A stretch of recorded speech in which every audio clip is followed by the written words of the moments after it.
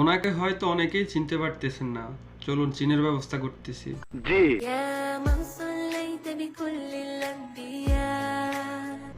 আপনারা হয়তো এই ভিডিও দেখার পরে সবাই ভাবতেছেন এটা ডুবের কোনো হাবিব হবো, তো চলুন আপনাদের চেনানোর ব্যবস্থা করে দিই। আসসালামু আলাইকুম। वालेकुम अस्सलाम। কি ভাই, মালটাকে চিনতে পারছেন? বাংলাদেশের টিকটকার অপু ভাই, এখন ডুবে শেখ মনে হচ্ছে।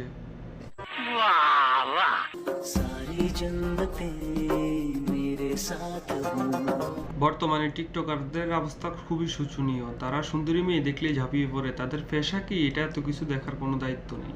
একটু খুলে বলুন। আমি খুবই হতাশ। টিকটকাররা দেশে আবলামি সাবলামি কইরা এখন দুবাই যাইও শোরুম উদ্বোধন করতেছে। मेरे आई की आंखों के आंसू बोलते थे मुझे इस दुनिया को इसकी औकात दिखा दे। হ্যাঁ ভাই, এটা আমি মানতেছি, তুই তোর অকাত দেখাই দিছিস। তুই দুবাই পয়সা শোরুম উদ্বোধন কইরা তোর হিম্মত দেখাই দিছিস।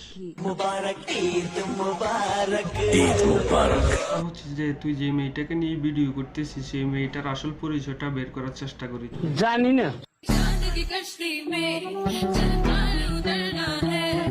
এখন আপনারাই বলুন, এটা কি হাবিবি নাকি ইমো ফ্রিল্যান্সার? শয়তানের বাচ্চা।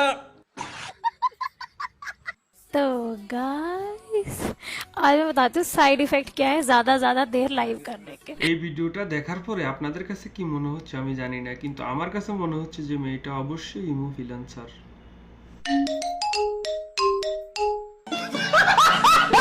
আইডিটাতে দিয়ে একটা ফলো, আমার যত বন্ধু বান্ধব আল্লাহ রাখে যেন